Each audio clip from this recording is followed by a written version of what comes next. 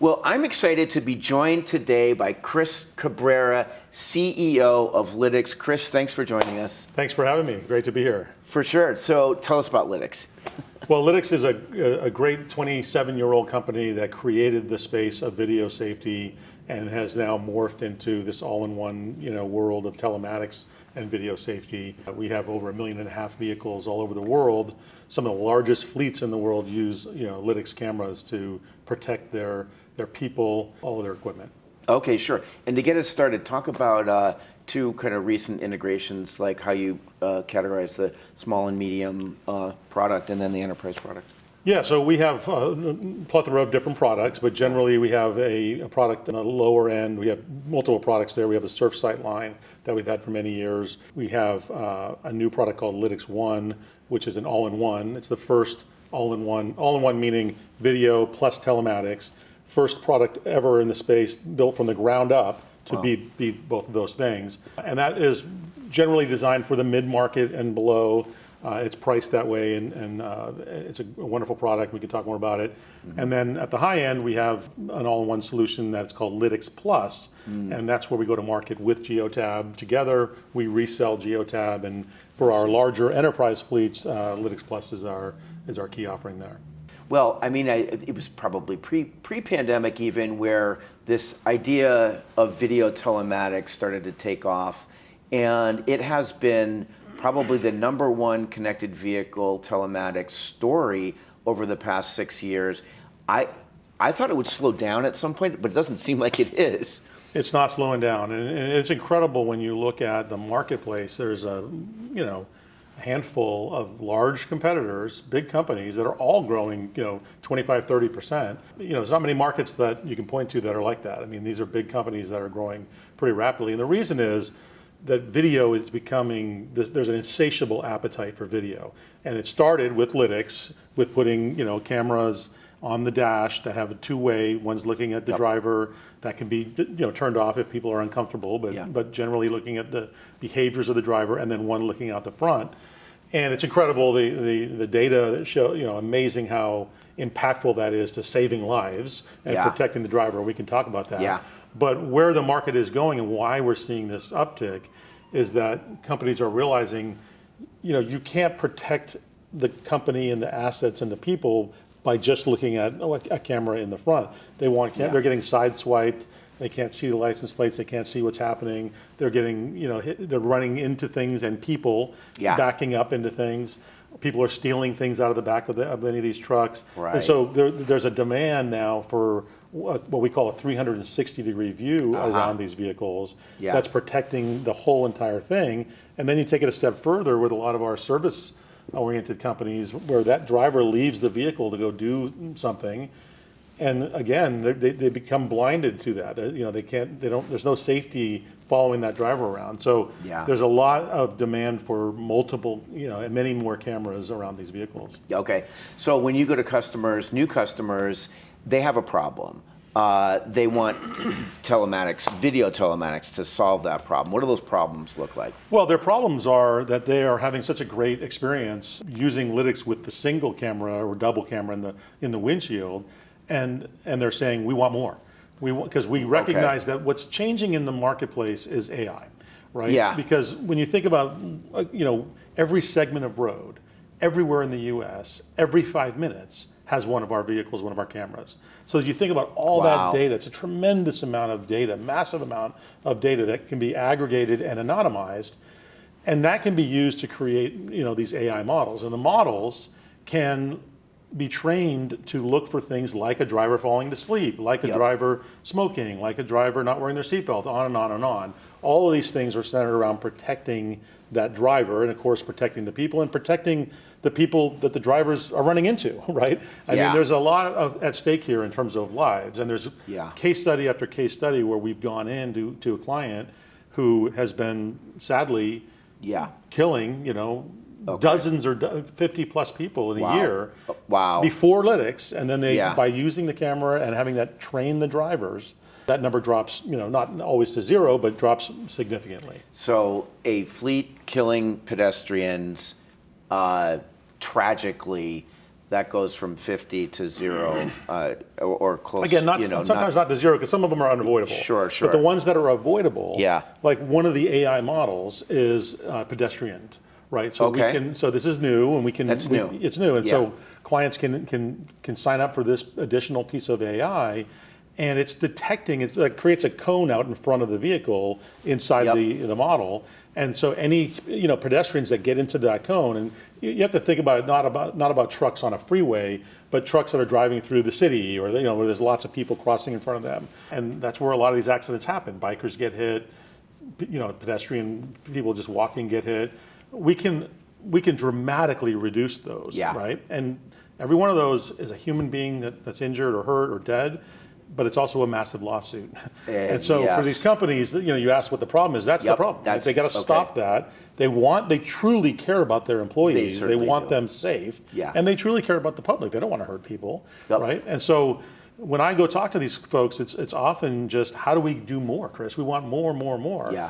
And I think the unfortunate thing is this AI is kind of getting a bad rap, and so a lot of times With when the you deep talk, fake videos and all that stuff. yeah, everyone It's just like, assumes yeah. every video they see is fake, because a Right. lot of them are. Yeah. The reality, though, is when you have a data set like we have, and you can apply AI on top of it, there really is some very powerful, magical things that can come from it, because you're talking about millions of hours, right? And a human can't possibly, review all that Right. to find the nuggets, right? And the nuggets are those things, those pieces of information or data, pieces of data that can be turned into information to tell the customer, hey, your driver did something really good here. Yeah. You should go give them an atta-girl or an atta-boy. Yeah. Or your driver ran a red light. You should go make sure Yeah. that they understand that's a very unsafe, thing. Yeah. Before the advent of real AI, the way we're doing it today, there was just too much data Yeah. to sift through and find those nuggets. Right. Now, because of how quickly we can analyze all this information, we can start to bubble up these nuggets and create really powerful benchmarks, really powerful data feedback loops. And this is why I say, we're not in the camera business. We're in Right. the data business, right? Right. The cameras are just a means to an end. Yeah. So how many nuggets would there possibly be? 150, or does it go into the, It's at least 150. I mean, you Okay. start thinking about some of the nuggets, like Yeah. we can begin to see the most dangerous intersections in the US. The Yeah. AI can detect weather. The AI can detect construction zones. We can use that to help reroute drivers, Yes. right? And so this is what I mean by, when you think about the dynamic nature and the network effect of having 1.5 million vehicles on the road, Yeah. where every segment of road every 5 minutes has one of our cameras, the network effect of that in an aggregated and anonymized way. We're not looking at anything specific to our customers. We're just looking at it on an aggregated basis, but we can begin to map where things are. We know where the Yeah. low bridges are. We know where construction's happening. We know where the dangerous intersections are. And so we can begin to help fleet managers avoid those things. Yep. Right? And so the tools just keep getting better and better because of the AI. Right. And I would imagine cities might want that information, understand that their intersections are unsafe, or Absolutely. I mean, Yeah. we have some great license reading technology that we use predominantly where a lot of our trucks get sideswiped and Yeah. the car takes off. And the 18-wheeler's not about, can't really follow them and catch up to them. And before we had this technology, they couldn't read the license plate. They would get away with it. Today, when that accident happens or that incident happens, we can tag the license plate directly to that. That's Yep. very powerful, right? Yeah. You take it to the future. You might have a situation where there's an Amber Alert and somebody says, "Hey, Yeah. somebody kidnapped this little kid, and we know the license plate. Have you all seen this license plate?" Right?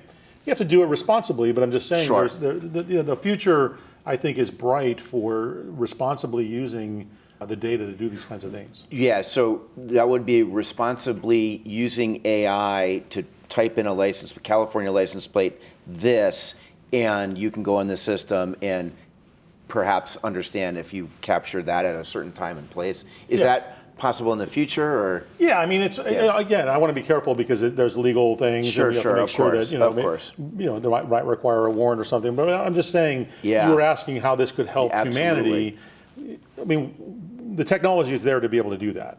And so if we can get past the regulations and make sure we do everything correctly, the power of it is there. Yeah. And this is what I'm saying. We have to grapple with the laws and make sure that we are compliant with the laws. And we, of course, will do that. But I'm just saying, AI has this bad rap, but I think in our particular case, the value of it is saving lives.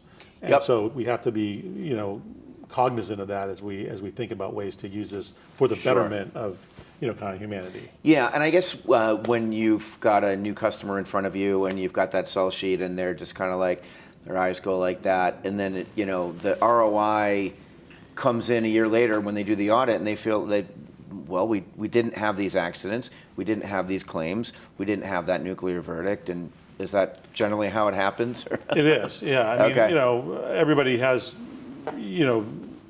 sticker shock when they see prices of anything. I always do. Yeah. But when you realize that a single lawsuit that you get yourself in and you have no exoneration, and a lot of times these big companies, the driver's going to get blamed, right? Yep. And so when we have the ability to exonerate that driver and show with video that the driver did everything right, and that it was not, I mean, you wouldn't believe some of the videos. I mean, literally, some of our large customers, big brands that people will cross 4 lanes to get in front of them, slam on the brakes to get hit so they can sue. Well, they show up in court and you have a video of that whole thing happening. It's not going to go very far. Right? Without that video, they're going to end up having to pay out. And that stuff's happening when you're talking to a fleet that has 30, 40, 50, 60, 70,000 vehicles. That's the kind of fleets we have. You're talking big money. And we can exonerate a lot of it. And so the ROIs for this stuff is amazing, and it's only getting bigger as we think more about this holistic 360-degree view with what we call aux cams, aux cameras. They're the auxiliary, the additional cameras in addition to what's on the front of the windshield. Because then, I mean, we have situations where gas is getting stolen, products are getting stolen out the back, the side swipe stuff that I'm talking about happening. I mean, it's just incredible when you think about everything that's happening around these vehicles. Yeah, for sure. Okay, last question. Let's peer into the future a little bit. Where do you see this really going? I mean, do you see OEMs having the cameras, we just spec it from the factory? What is 10 years from now? Yeah, I mean, I think it's a great question. I mean, we work with Ford, we work with Daimler, where they're putting our cameras directly into the vehicles before they, as they roll off, which is fantastic. I think more of that is going to happen in the future. I mean, I think if you take a time machine 10 years out, I mean, cameras are getting cheaper and cheaper and more omnipresent, and again, there's an insatiable appetite for them. So I think I see a future where every truck rolling off the assembly line is going to have, a full complement of cameras all around it. I mean, we're already seeing that in a lot of cases. I think that will become the standard, which is why, as I say, we don't look at that as competitive. We sell cameras, but I just as soon use those cameras, right? As long as we're working with these OEMs, we want the data, because the data is what's important to create the AI models to turn that massive amount of data into information that's actionable. That's the magic here, right? That's what we're great at. We've been doing this for a long time, and because we have the largest data set to do it against, that's really what makes us different and unique. If you don't have the number of large fleets and don't have the years and years of data, you're doing AI on a different data set that isn't as valuable. You know what I mean? Yeah, I sure do. Well, that was great, Chris. Thank you for the deep dive. Really got to know where video telematics is now and where it's going. It's an exciting space. So I think it's really, I'm excited to see even the next 12 months. There's so much happening. For sure. Yeah. Well, thanks a lot, Chris. Thanks, Chris. Yeah, appreciate it.